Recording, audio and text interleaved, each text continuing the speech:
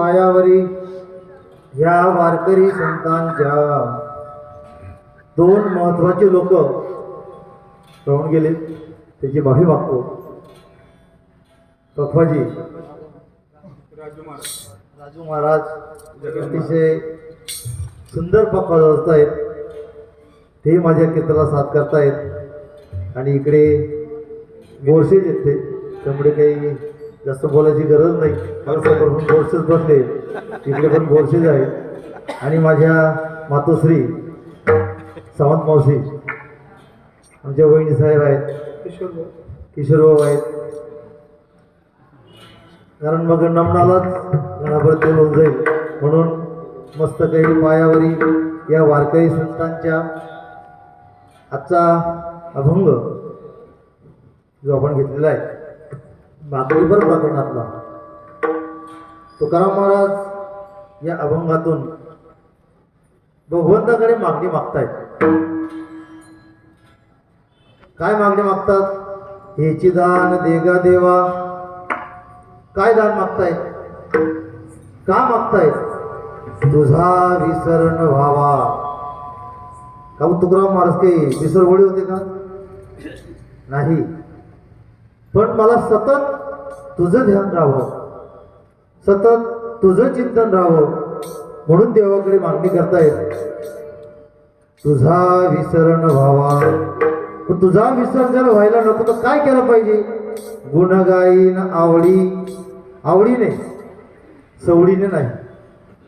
परमार्थ आवडीचा आहे, सवडीचा नाही. सवडीचा हा बाजार असतो, बाजाराला आपण सवडीत जातो, पण तिथे आवडीने वस्तू खरेदी करतो. परंतु परमार्थ हा आवडीचा आहे. आवडीने भावे हरिनाम घेसे, तुझी दाल्याचे सर्व आहे. म्हणून आवड आणि भाव हे दोघं असले पाहिजे, तरच भगवंत आपलासा करता येतो. म्हणून तुकाराम महाराज सांगतात, गुणगायीन आवडी हेची माझी सर्व जोडी. जोडी म्हणजे आपण जे जमवतो ना संसारामध्ये, हे घे ते घे ते घे ते घे, तो योग, तो जोडणं वेगळं. आणि तुकाराम महाराज नामाची जोडी करतात. नामाची जोडी केली तर काय मिळतं? तर या भवसागरातून माणसाला पार जाता येतं, भवसागर तरता येतो. म्हणून तुकाराम महाराज सांगतात की गुणगायीन आवडी हेची माझी सर्व जोडी. न लगे मुक्ती आणि संपदा असा एक पाठ आहे, आणि न लगे मुक्ती धन संपदा असा एक पाठ आहे. शक्यतो धनसंपदा चालतो, कारण सध्या धनालाच किंमत आहे. तुकाराम महाराज म्हणतात, धनासाठी घेई प्राण. हा एक त्यांचा एक आपण धन हे या कलियुगामध्ये धनाला मान आहे, म्हणून काही धन म्हणतात. पण त्या गाथ्यामध्ये जेव्हा मी आज पाहिलं तर तुका म्हणजे न लगे मुक्ती आणि संपदा, संत संग देई सदा. मुक्ती नको, संपदाही नको. संपदा म्हणजेच धन, संपदा म्हणजेच धन, संपदा म्हणजे संपत्ती. मुक्ती नको, संपदाही नको. मग काय पाहिजे? तर आम्हाला संत संग पाहिजे, संतांचे संगत. संत संगतीने काय होतो? तरी आपण निरूपणात बघूच की संतांची संगत मिळाल्यामुळे, संतांची संगत झाल्यामुळे आपला काय काय फायदा होतो ते आपण पाहू. मग संत संग झाल्यानंतर काय पाहिजे बाबा या कलियुगामध्ये? तुका म्हणे गर्भवासी. जर तुला द्यायचं आहे देवा तर मला काय दे? गर्भवास दे. गर्भवास सोपा आहे का हो? गर्भवास अत्यंत कठीण आहे, त्याचं वर्णनही करता येणार नाही, इतका कठीण आहे, अवघड आहे. तरी तुकाराम महाराज म्हणतात आम्हाला गर्भवास दे, पण कसा दे? सुखाने दे. तुका म्हणे गर्भवासी, सुखे घालावे आम्हासी. गुणगायीन. तू जर आम्हाला गर्भवास दिला तर मी काय करणार? गुणगायीन आवडी हेची माझी सर्व जोडी.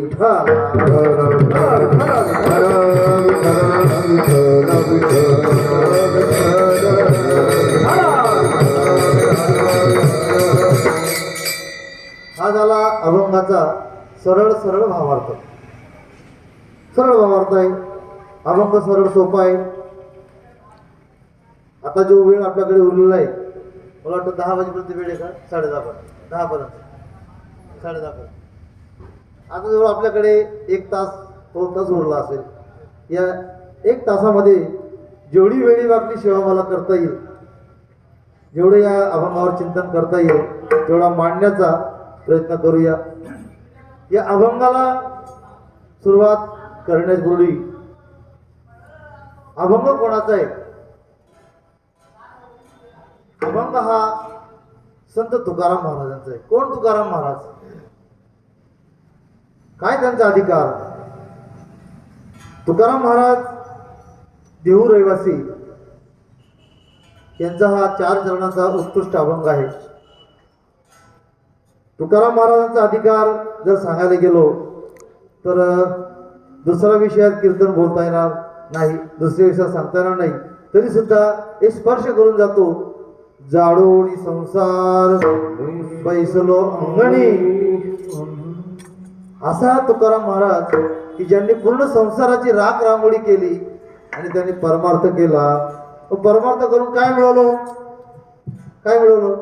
तर परमार्थ करून त्यांनी या अलौकिक जगात नाव लौकिक न करता परलौकिक जगात त्यांनी त्यांचं नाव लौकिक केलं, असे संत तुकाराम महाराज। आणि त्यांचा हा 4 चरणाचा अभंग आहे।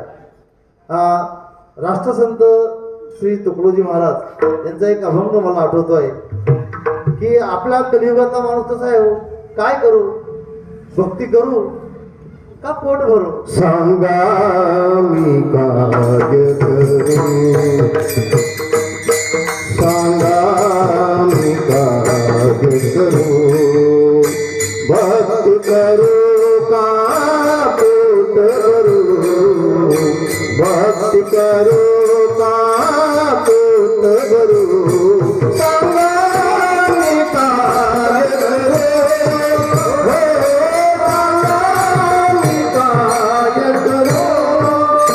भक्ती करू का पोट भरू, हे करू काय करू, ओ सांगा मी काय करू,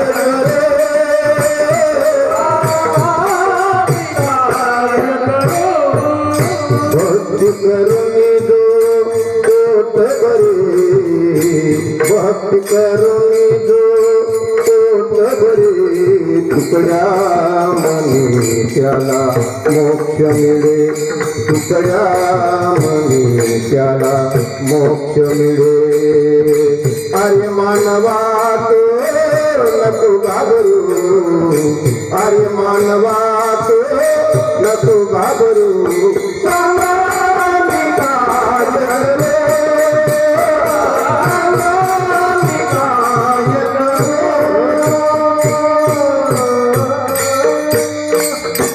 छान प्रमाण देवांच्या महाराजांनी टाळ्या वाजवेल त्यांच्यासाठी। हॅलो, सांगा मी काय करू, भक्ती करू का पोट भरू, भक्ती म्हणे येईकडे, भक्ती काय म्हणते? भक्ती म्हणे येईकडे, संसार म्हणे जातीकडे, काय करू? असा प्रश्नचिन्ह आपल्या पुढे उभा राहिला आहे आणि त्या प्रश्नाचं उत्तर तुकाराम महाराज आपल्याला देत आहेत। असे श्रेष्ठ तुकाराम महाराज जे छत्रपती शिवाजी महाराजांचे गुरु आहेत, ज्यांनी एक राजा आपल्याला दिला, आध्यात्मिक राजा दिला, असे तुकाराम महाराज। त्यांचा अभंग, या अभंगाची सुरुवात तुकाराम महाराज हेची, म्हणजे व्याकरण आपण जर पाहिलं तर थांब हेच दर्शक सर्वनाम या ठिकाणी वापरलं गेलेलं आहे। हेची, हेची म्हणजे काय? हेच, याच्या पलीकडे दुसरं काहीच। हेची दान देगा देवा, तर दान आणि मागणारे तुकाराम महाराज आहेत, मागणारे तुकाराम महाराज आहेत, देणारे भगवंत आहेत।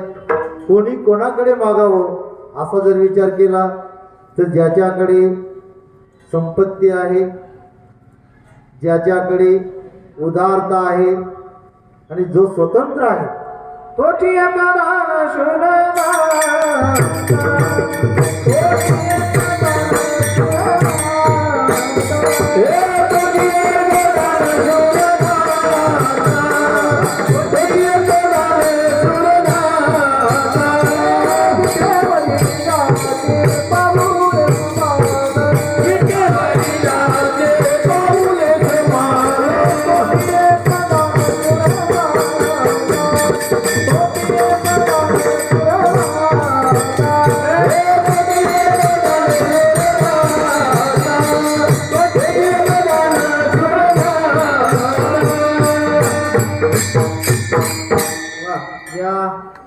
कलियुगामध्ये सुंदर असं प्रमाण दिलं आमच्या महाराजांनी. त्यांच्याकडे प्रमाणांचं कमतरता नाहीच. तो एक मोठा साठा आहे आमच्याकडे.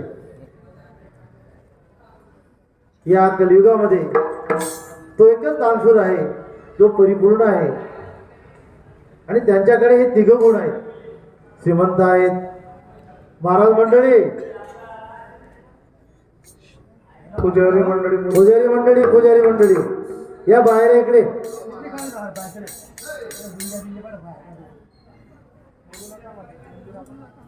तुमचा तुमचा बाहेर इकडे मावली नाही ते इकडे या बाहेर या.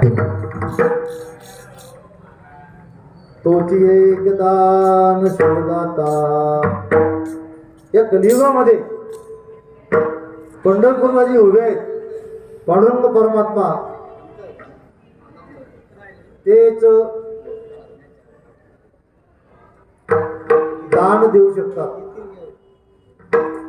मग ते स्वतंत्र आहेत, उदार आहेत आणि श्रीमंत आहेत. आपण जर सप्ताहाच्या काळामध्ये कोणाकडे पैसे मागायला गेलो, घर मोठं आहे, बोलणं बरं झालं बाबा, आता त्यांचा कार्यक्रम थांबला, घर मोठं आहे, आपण जातो जरा 4-5 लोक जमून, मोठी व्यक्ती हो जाऊ, या माऊली पावती फाडा, ते या काय काम होतं, सप्ताह सुरू असं आपल्याला सप्ताह सुरू आहे का, आम्हाला माहितीच नाही. बरं काय काम काढलं, आता सप्त्यावाले काय कामं जातील, पण देणगी देऊन टाकू ना. पण घ्या देऊन 101 रुपये. घर 3 मजली, प्रत्येक रूम मध्ये AC, लाईट बिल पाहिलं तर महिन्याला 5,000 भरणार आहे आणि सप्त्याला 101 रुपये. महिन्याला पूर्ण घरभार आणि देणगी द्यायला 101 रुपये. म्हणजे पैसा आहे, श्रीमंत आहे, पण देण्याची वृत्ती नाही, म्हणजे उदार नाही. एखादा असा असतो ज्याची परिस्थिती नाही, त्याच्याकडे आपण गेलो, पण निष्ठावंत वारकरी आहे, पण परिस्थिती नाही, झोपडी आहे, कपडे फाटलेले आहेत, बाईच्या अंगावरची साडी पण फाटलेली आहे. आणि त्याच्याकडे आमचे सप्त्याचे लोक गेले आणि सांगितलं, माऊली रामकृष्ण हरी, तो आदराने आपलं सर्व आदित्य करतो आणि सहज म्हणतो, इकडे गरिबाच्या झोपडीला तुमची पायदळ कशी. तेव्हा सांगतात की आपल्याकडे सप्ताह सुरू आहे. तो म्हणतो की मला सप्त्याला देणगी द्यायची आहे, इच्छा भरपूर आहे. गेल्या 6 महिन्यापासून मी 100 रुपये सांभाळून ठेवले होते, परंतु परवा अचानक मुलाची तब्येत बिघडली आणि तो पैसा तिकडे खर्च झाला, म्हणून या वर्षी मला माफ करा, मी देणगी देऊ शकत नाही. त्याच्यावर काय दिसतं की तो द्यायला तयार आहे, पण श्रीमंत नाही, उदार आहे, श्रीमंत नाही. एक अशी व्यक्ती आहे जी श्रीमंत आहे, उदार पण आहे, पण स्वतंत्र नाही. त्याच्याकडे गेले सप्ताहवाले, म्हणे माऊली पावती फाडा. म्हणे फाडा, बोला किती घ्यायची. म्हणजे तुम्ही सांगा, 1,000, 2100, 5,000ची पावती घ्या. लिहिली. यांना म्हटलं वा, व्यक्ती खूप महान आहे, पावती 5,000ची घेतली. खूप त्यांना उत्साह वाटला. पण लिहून घ्या पावती. दिली पावती, द्या पैसे दिले असते, पण काय, ती घरी नाही, स्वतंत्र नाही, उदार आहे, श्रीमंत आहे, स्वतंत्र नाही. असे आमचे तुकोबाराय ज्यांच्याकडे मागतात ते स्वतंत्र पण आहेत, उदार पण आहेत आणि श्रीमंत पण आहेत. मग त्यांच्याकडे मागतात. आणि आमच्यासारख्यांची मागणी बघा, देव त्यांना मागायला सांगतो. कोणाला? तुकोबारायांना. तुकोबाराया म्हणती काही मागा, म्हणती काही मागा, हो, म्हणती काही मागा, म्हणती काही मागा.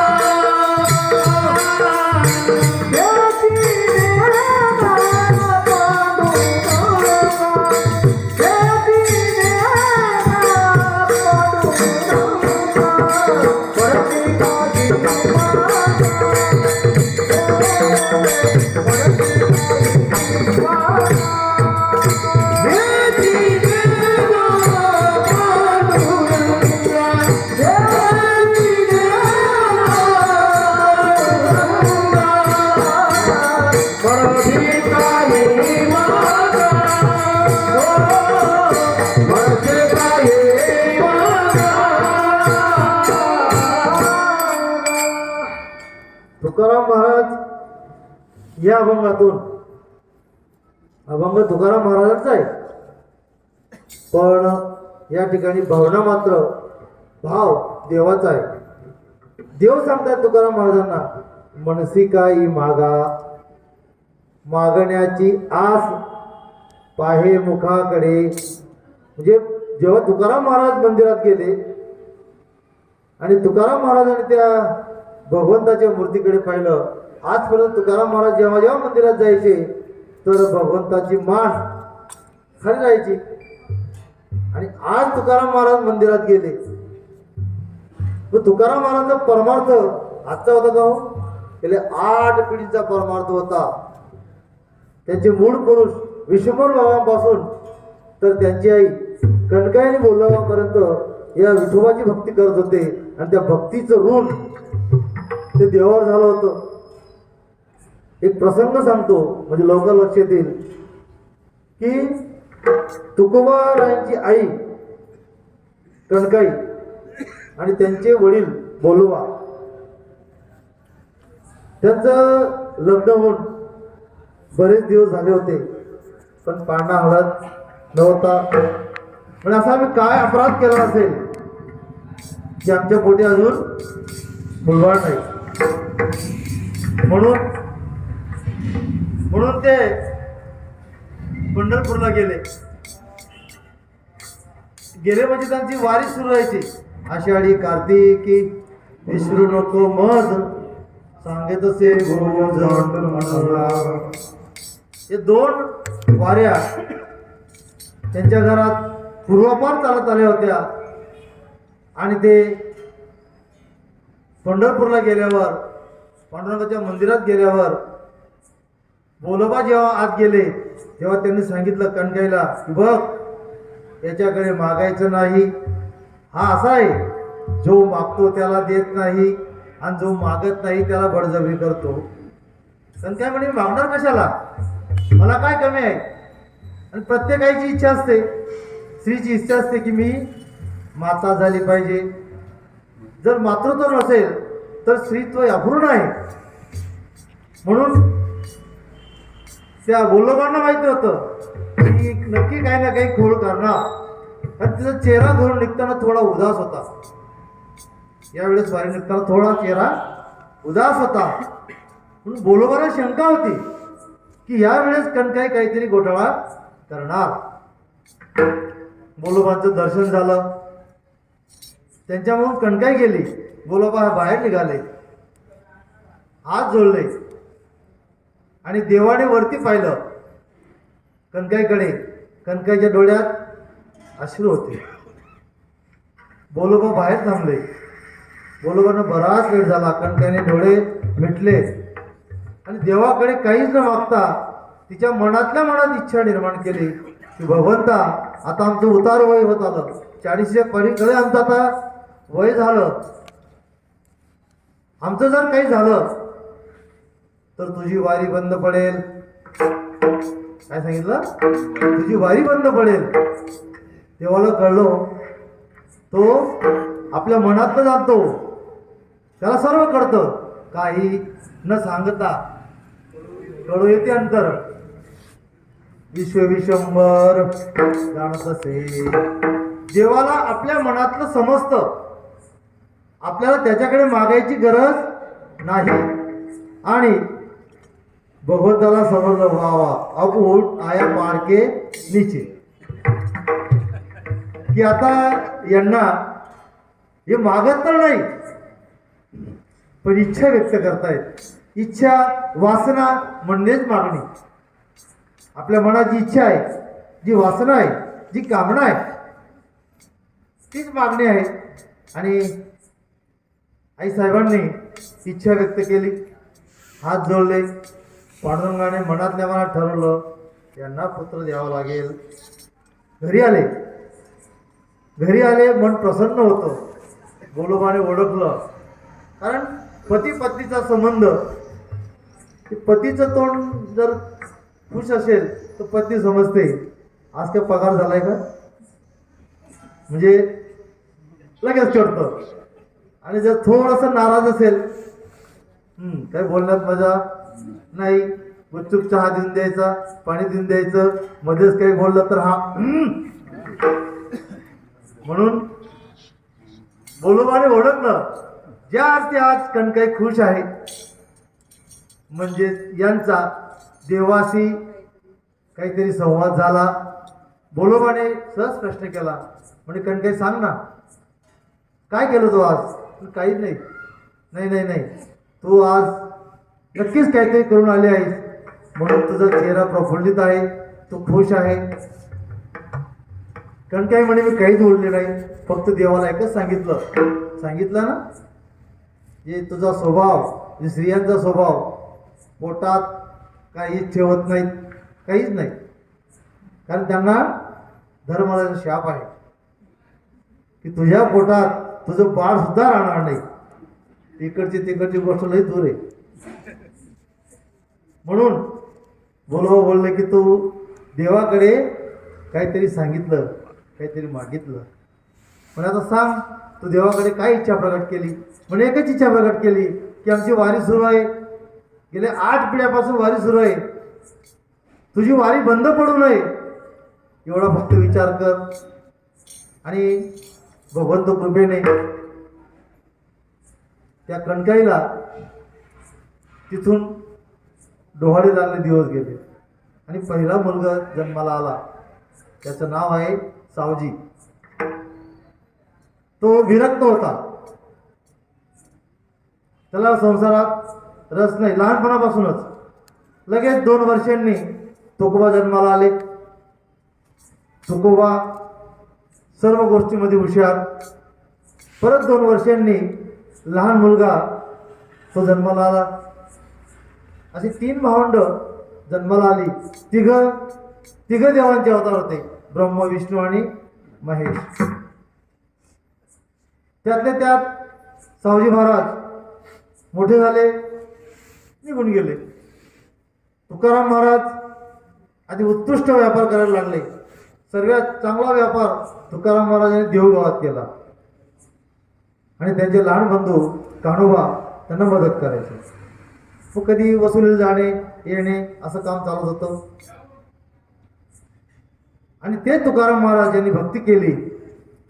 भक्ती इतकी सोपी पण नाही. आपण म्हणतो भक्ती म्हणजे काय, भक्ती इतकी सोपी पण नाही.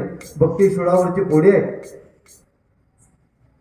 भूक लागली आहे, वरती शूळ आहे आणि तिथं पोळी आहे आणि ती घ्यायला जायची. किती सोपी, तितकी भक्ती सोपी, तितकी भक्ती कठीण आहे. म्हटली तर कठीण आहे, नाहीतर मग हरिमुखे म्हणा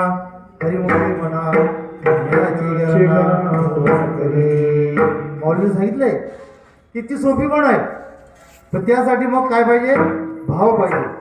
त्यासाठी भाव पाहिजे. या विठाला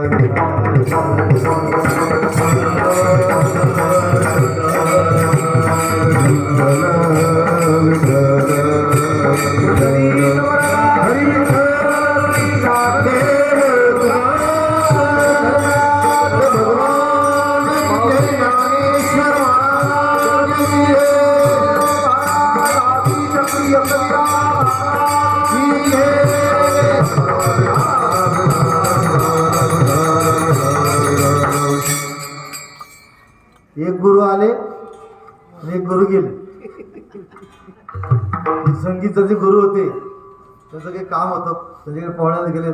पण माझे अध्यात्म गुरुवारी आदरणीय जिभाऊ या ठिकाणी आलेत.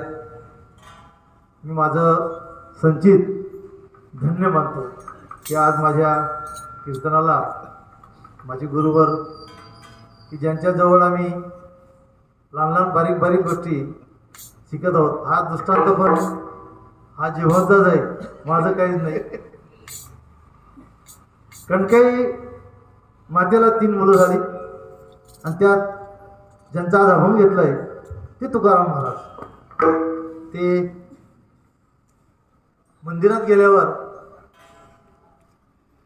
देवाने वर्तमान करून पाहिलं. तुकाराम महाराज विचारात पडले की आजपर्यंत ज्या देवाची मान खाली होती वरती पाहावं, माझं काही चुकलं काय, असं मनातल्या मनात विचार करू लागले. आणि भगवंताने सांगावं, तुकोबा काहीतरी मागावं, तुकोबा काहीतरी मागावं. तुकोबा म्हणतात, आम्हा मागणे अनुचित वडिलांची रीत जाणत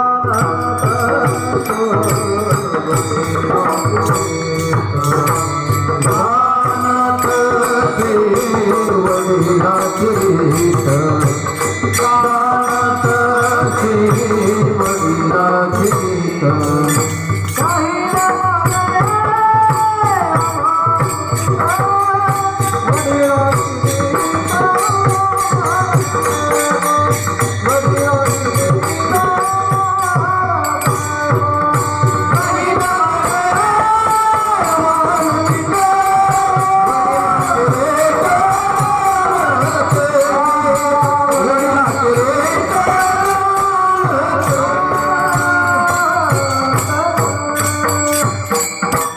काही काही मागणे आम्हा अनुचित वडिलांची रीत जाणत असे. तर बोलोबाने कधीच काही देवाकडे मागितलं नाही. त्यांचे 8 पिढ्यापर्यंत देवाकडे कोणी काही मागितलं नाही, कारण हे देवाकडे जात होते. पण देवाला त्यांचा प्रेम दाटून आलं आणि देव त्यांच्या घरी आला देहूमध्ये. मग त्या देवाकडे काय मागायचं.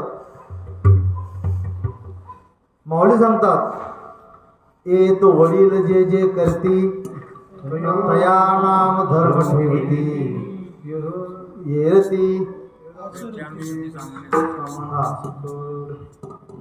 थोडस आता गोल्डन यायला लागले. आज खरी परीक्षा आहे माझी. आरंभीची परीक्षा दिली, पण आजची परीक्षा ही माझी खरी परीक्षा आहे. आणि त्या परीक्षेमध्ये माझी गुरुमाऊली माझ्यासमोर बसली. मी 100% उत्तीर्ण तर होणार नाही, पण नापास पण होणार नाही.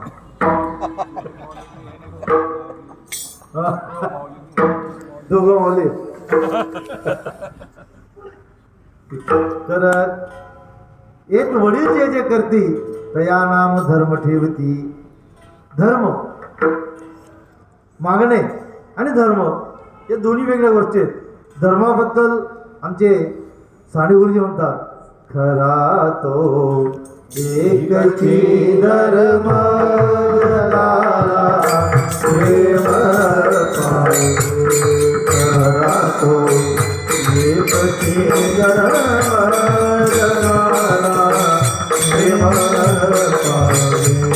खरा तो एकची धर्म जगाला प्रेम अर्पावी.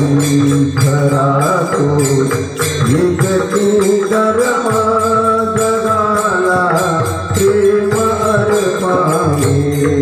कुणाला जर कुणाला अमरता बंधू मागावे.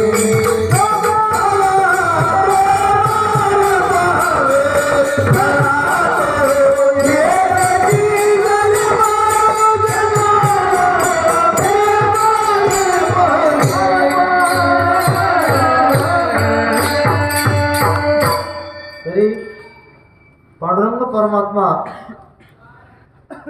तुकाराम महाराजांकडे एकच लावून ठेवलंय की तुकोबा काहीतरी मागा हो, तुमचं ऋण माझ्या डोक्यात इतकं झालंय की आता त्या ऋणाने मी वाकायला लागलो, भार खूप झाला डोक्यावरती, तुमचं माझ्यावर खूप कर्ज झालं, म्हणून त्या कर्जातून काय उतारे होण्यासाठी काहीतरी मागा, काहीतरी मागा, काहीतरी मागा. मग काय मागा? अभंगाचं पहिलं चरण. हे चिदानंद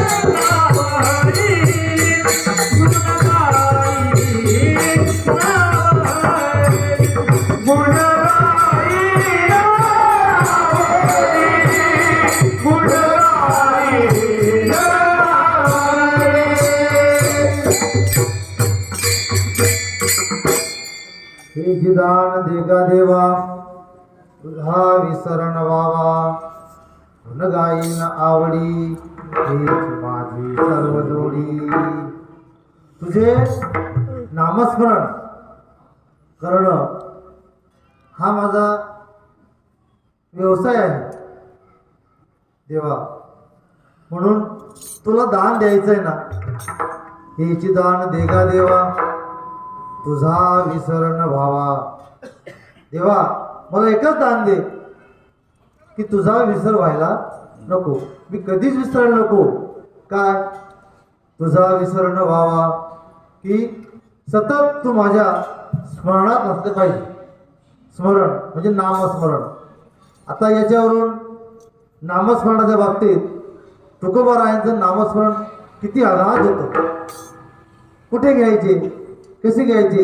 घेई घेई माझे वाचे, गोड नाम विठोबाचे.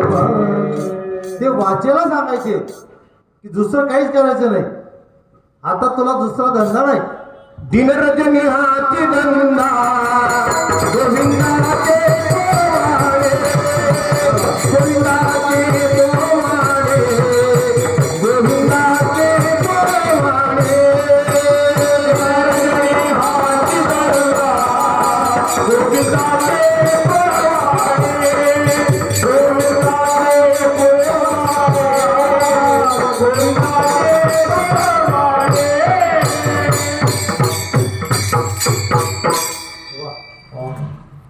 सुंदर प्रमाण दिलं महाराजांनी की ते जिभेला सांगतायत की आता तुला दुसरा उद्योग काहीच करायचा नाही.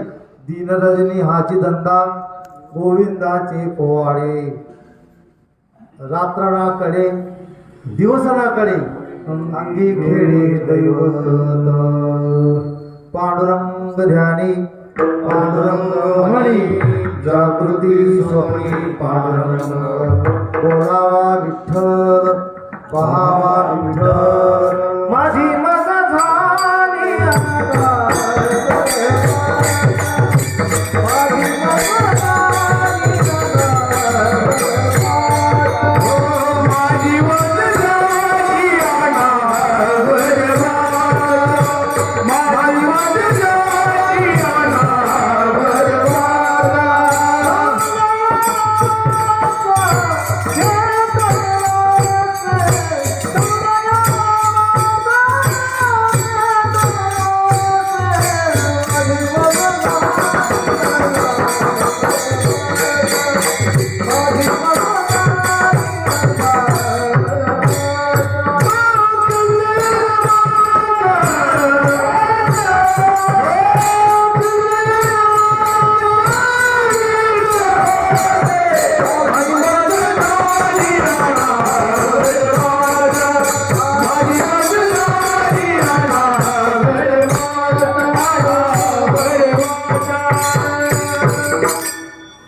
मज झाली अनावर वाचा छंद या नामाचा जळलासे.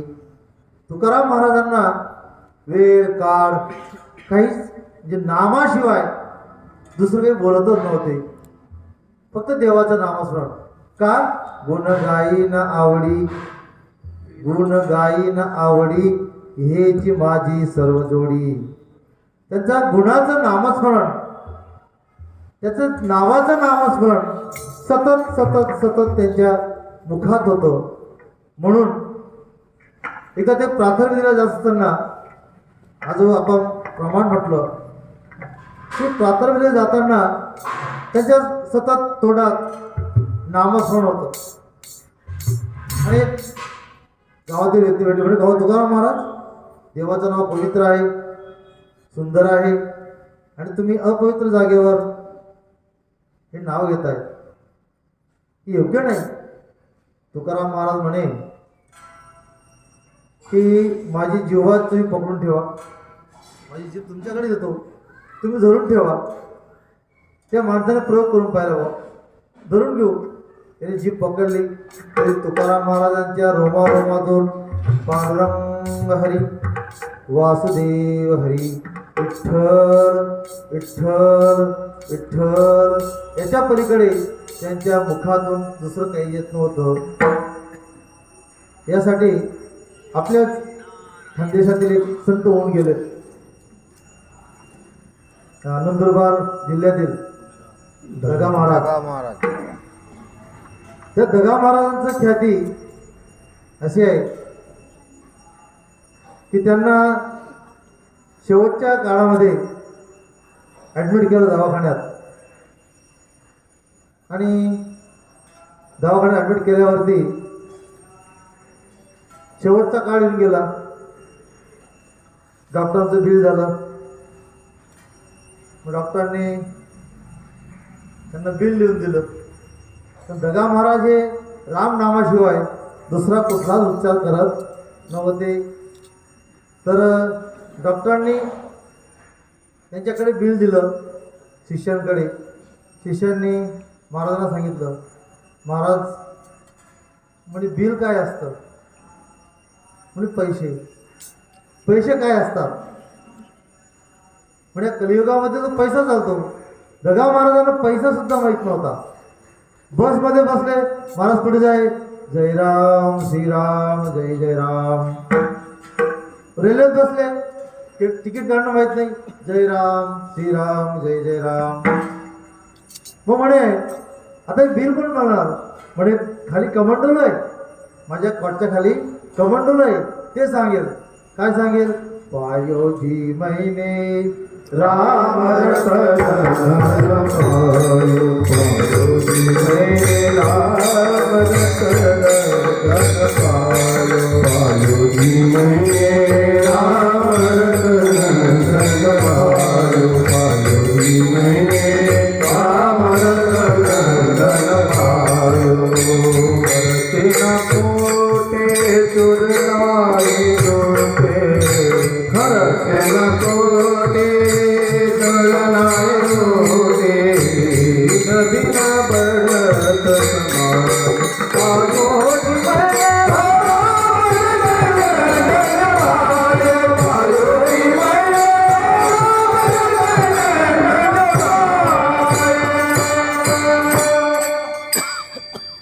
ते म्हणायचे की माझं हेच धन आहे, राम नामाशिवाय दुसरं धन माझ्याकडे नाही. आता चालूच घडतंय. आपण आज जरी नंदुरबारला गेलो किंवा इथं तापी नदीच्या प्रकाशाला गेलो, तिथं आजही अखंड रामधन सुरू आहे त्यांच्या नावाने. तर रामाच्या नावामध्ये आणि विठ्ठलामध्ये, विठ्ठलाच्या नामस्मरणामध्ये खूप ताकद आहे. तर किती ताकद आहे, काय होऊ शकतं? गुण गाईन आवडी. आणि मग काय जोडणार? काय जोडणार? तर या संसारातल्या वस्तू न जोडता तुकाराम महाराजांनी हे परमार्थ धरून जोडलं. आणि तेच महाराज अभंगाच्या दुसऱ्या चरणात गुण गाईन आवडी, गुण गाईन आवडी.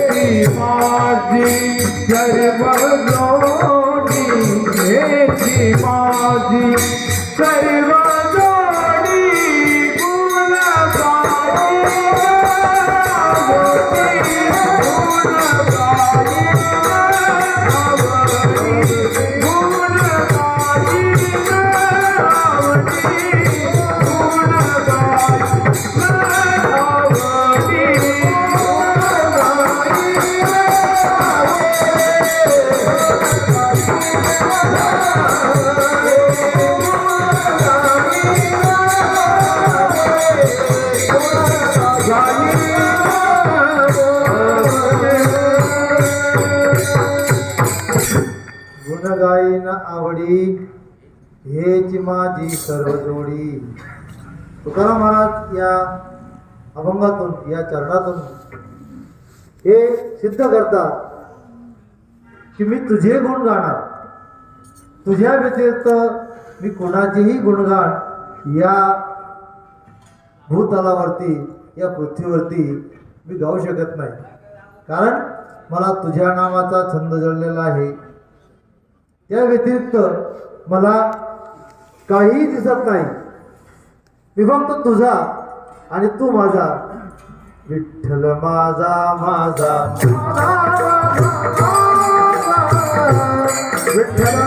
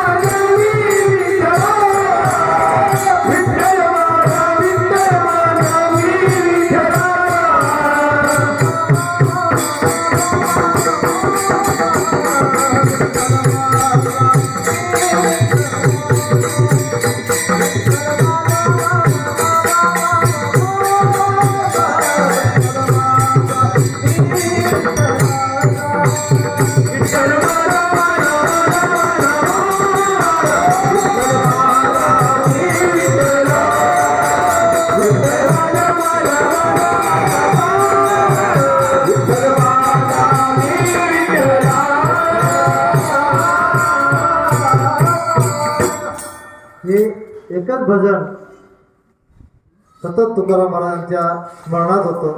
बाकी त्यांना जगातलं काहीच दिसत नव्हतं. तर या मागणीपर अभंगातून मागणी मागतात आणि देवाकडून असं वधून घेतात की मी फक्त तुझ्याच गुणाचं वर्णन करेल, बाकी मला काही माहीत नाही.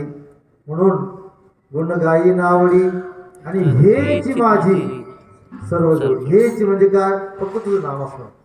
याच्या पलीकडे मला काही आठवत नाही. आपण आता पुढच्या चरणाकडे जाण्याच्या आधी या सांप्रदायिक जी पद्धत आहे, ती रूढी परंपरा आहे की त्या देवाचं आपण नामस्मरण करत आहोत, त्या देवाचं आपण गुणगान गात आहेत, त्या देवाचं नाम आपण मोठ्या आवडीने घेऊया.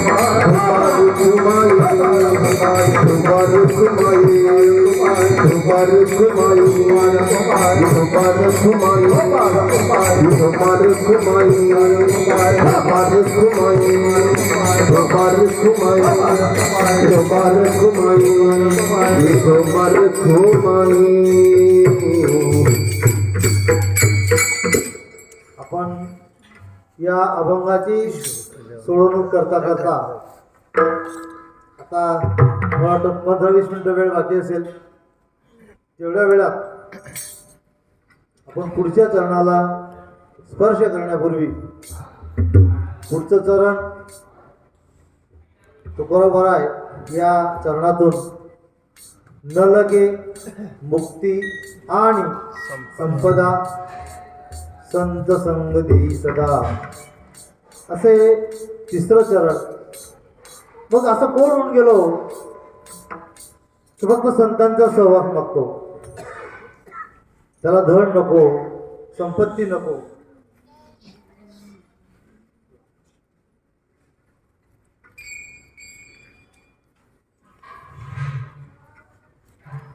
धन नको, संपत्ती नको, पैसा नको, अर्थ नको, फक्त संतांची संगत पाहिजे. हा जीव, हे प्रेम, हे फक्त तुझ्या नावावर आहे. तुका म्हणे जीवभाव ठेवून ते न मागती काही, असा एक पाठ आहे, एक प्रमाण आहे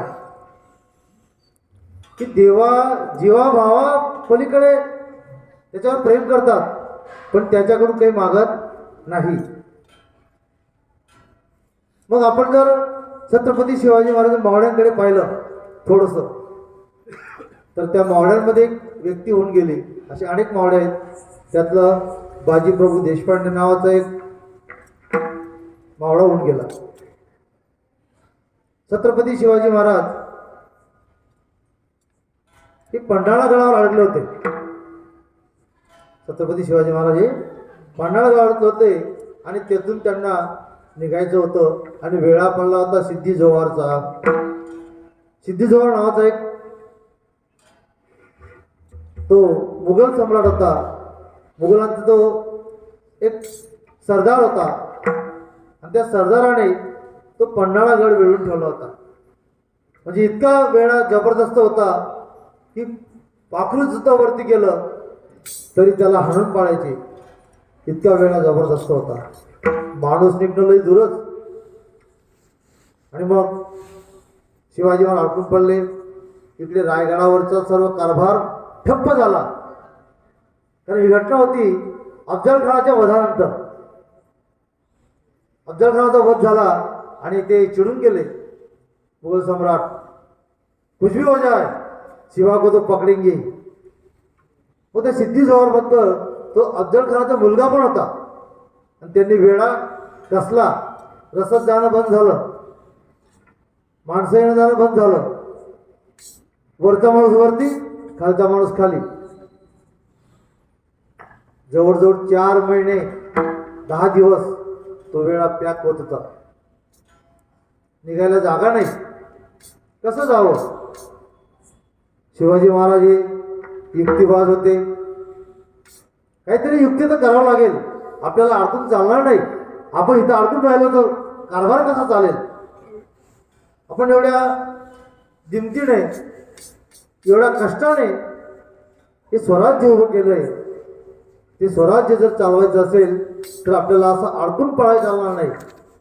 म्हणून राजांनी युक्ती केली. त्यांच्या सोबत एक शिवा काशीद नावाचा एक व्यक्ती होती. तो दिसायला हुबेहूब राजांसारखा होता. नव्हे, राजांना लपवावं आणि शिवा काशीदला बाहेर काढावं, इतकी हुबेहूब. महाराजांची पारखी नजर. महाराजांनी त्याला बोलवलं. म्हणे शिवा, बोला महाराज, काय आज्ञा. म्हणजे माझ्या डोक्यात असं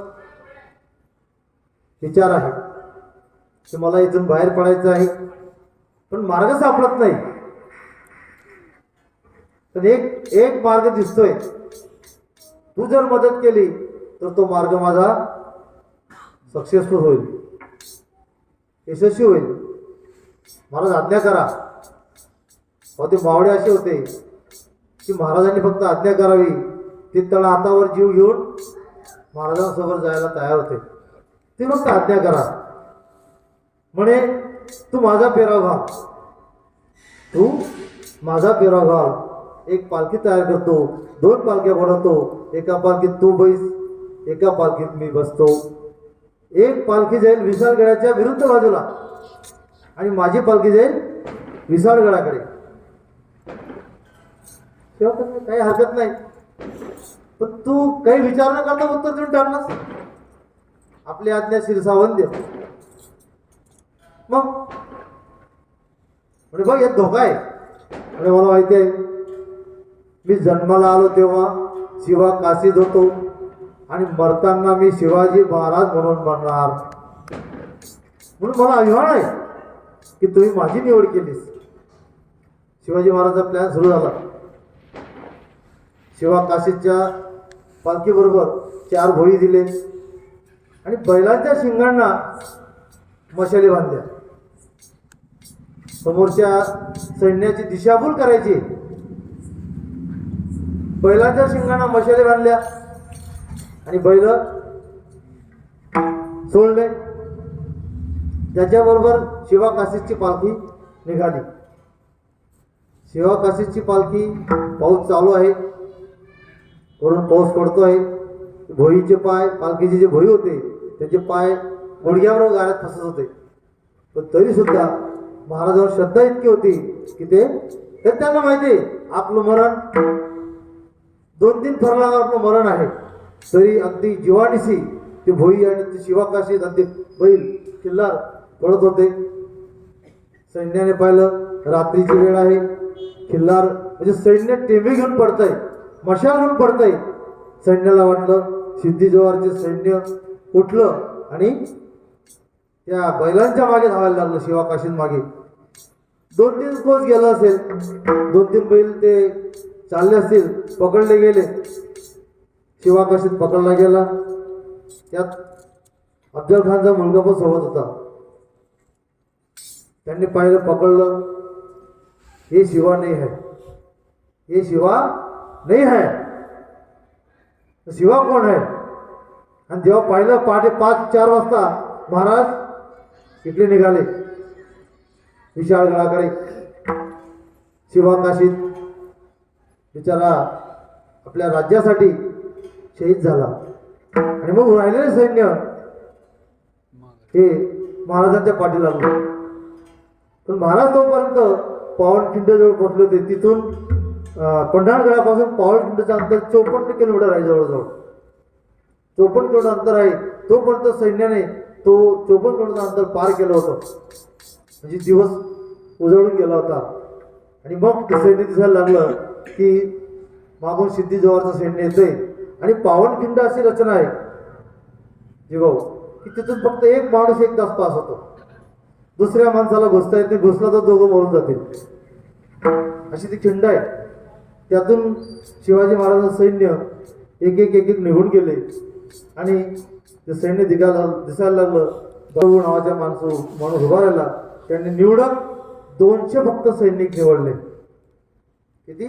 फक्त 200. आणि महाराज सांगितलं की तुम्ही निघा. म्हणजे बाजी इथं थांबशील तर कदाचित तुला मृत्यू येऊ शकतो. बाजीने तेच सांगितलं, आमचं जीवनच त्यासाठी आहे. आम्ही सैनिक का आहोत? तर राजाचं रक्षण करणं हे आमचं आद्य कर्तव्य आहे. तुम्ही उरलेले मावळे घेऊन विशाळगडावर पोचा आणि पोचल्यावर तिथून तोफा वाजवा. तुम्ही तोफा वाजवत नाही तोपर्यंत हे पावनखिंड सोडणार नाही. महाराजांचा जीव होत नव्हता निघायला की त्यांचे प्रत्येक माणूस असा जोडला होता जसे आमची माऊली जोडतात. आमचे गुरु माऊली एक माणूस असा जोडलाय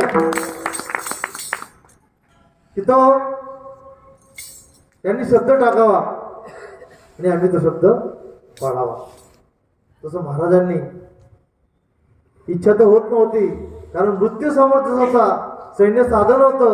5 ते 10 हजारचं सैन्य सिद्ध जोहर घेऊन आला होता. कारण निम्मे सैन्य तिकडे पळालं होतं, पण तरी त्याच्याकडे सैन्य भरपूर होतं आणि ते सैन्य घेऊन तो आला. हळूहळू पावनखिंडाकडे येत होता. बाजी प्रभूने आपल्या लोकांना सांगितलं, बस काहीच करायचं नाही, आला धिन कापायचा. कारण ते धिन बोलायचे, त्यांना हल्ला करायचा, धिन आवाज आला धिन, आपण काहीच बोलायचं नाही, फक्त कापायचा. असे करून करून जवळजवळ 4000 माणसं कापली.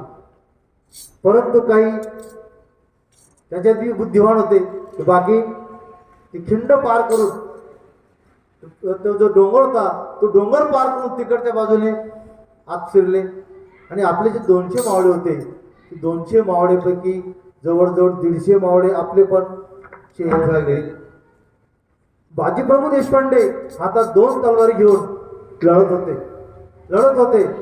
लढता लढता त्यांच्या वरबी घाव बसला. बाकी सैन्य सर्व गेले, फक्त ते बाजीप्रभू देशपांडे राहिले. एका हातात 2 तलवारी घेऊन दोघा हातामध्ये ते समोरच्या दिशेने त्याला कापत होते. परंतु सैन्य प्रबळ झालं. एकटा मावळ किती वेळ लढणार. महाराज आता जवळ करतायत विशाळगड. एक फरलांभर विशाळगड राहिला आणि बाजीप्रभूंचा एक हात कापला गेला. एक हात शिल्लक राहिला. एखादा लढतायत. तिकडचा सैनिक आला, लक्ष नाही, मागून त्याने वार केला, त्यांची मान पण कापली गेली. आपण म्हणतो माणसाची मान कापली गेली तर माणूस मरून जातो.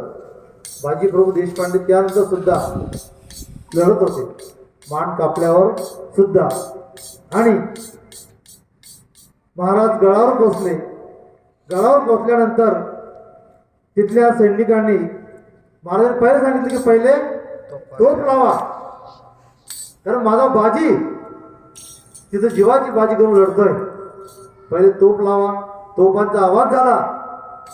ज्या शरीरावर धड म्हणजे मुंडकं नाही त्या मुंडकाने आवाज ऐकावा, ते धडाने आवाज ऐकावा की माझे राजे गडावर पोचले. आणि तेव्हा बाजी प्रभूंनी आपलं शरीर हे जमिनीवर टाकलं. असे मावळे होऊन गेले. काय नाव? फक्त शिवाजी महाराज त्यांचा असलेला विश्वास. तेच अभंगाच्या 3ऱ्या चरणात महाराज सांगतायत. नलगे मुक्ती आणि संपदा, नलगे मुक्ती आणि संपदा, नलगे मुक्ती आणि संपदा, नलगे मुक्ती आणि संपदा, संत संग देई सदा, संत संग देई सदा, गुणगाई हे सत्संग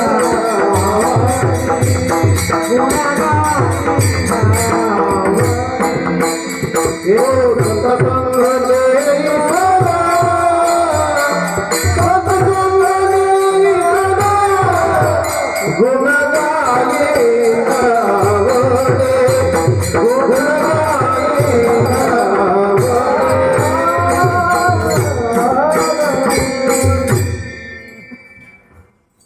की ज्या बाजीप्रभू देशपांडेंना याच्यापैकी काहीच नको होतं.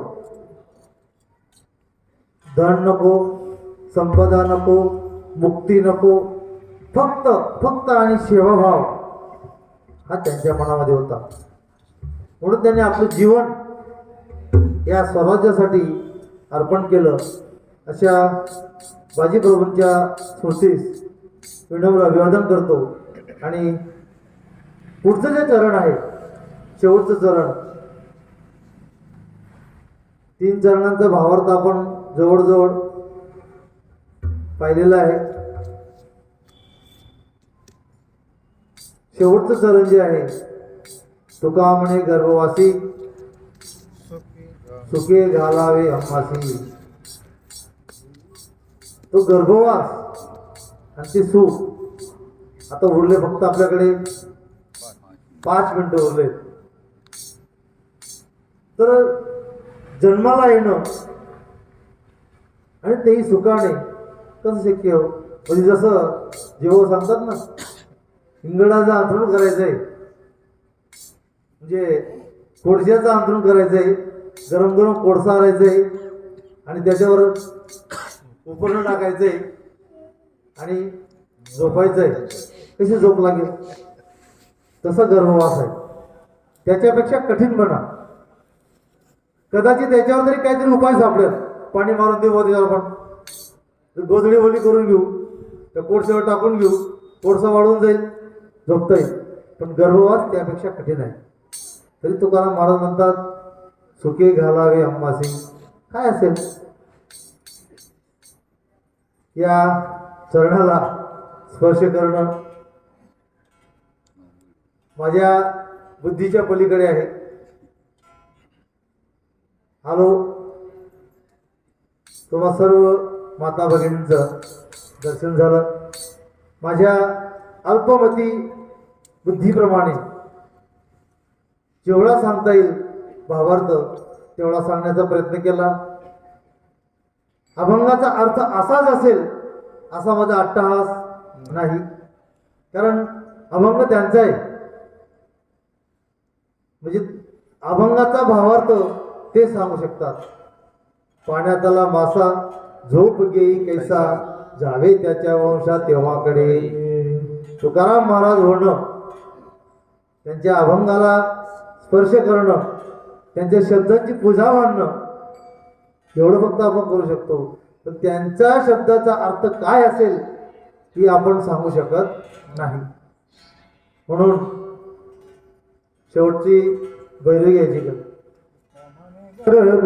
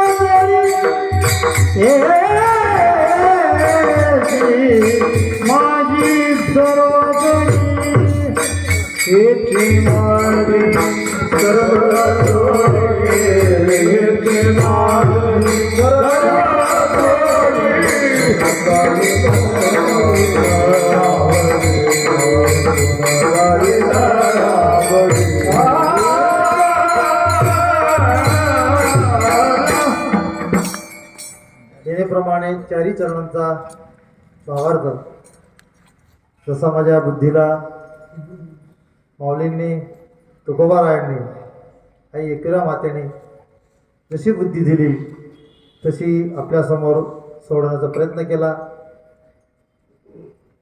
मला रेणुका माता सांगायची होती सुरुवातीला, बघू पुढच्या वर्षी योग आला तर एकविरा आणि रेणुका यांचा काय सहसंबंध आहे हे पण मांडलं जातं, पण वेळेअभावी आपण तिथपर्यंत पोहोचलो नाही.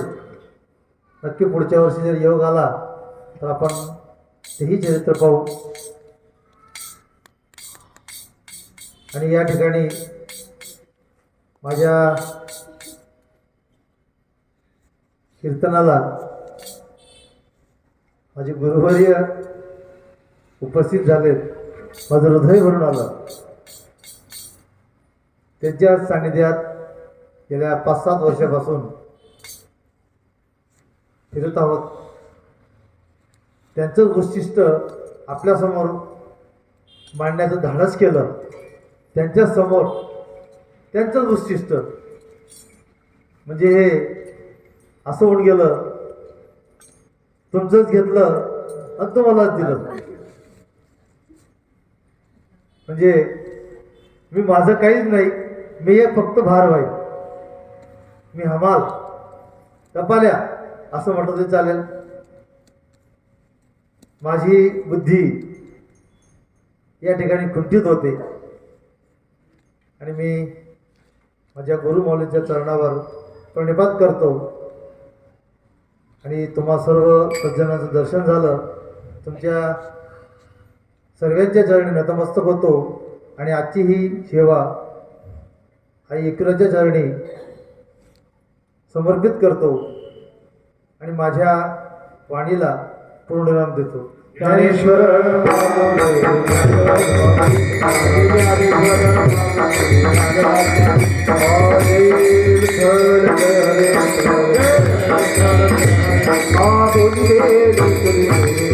आ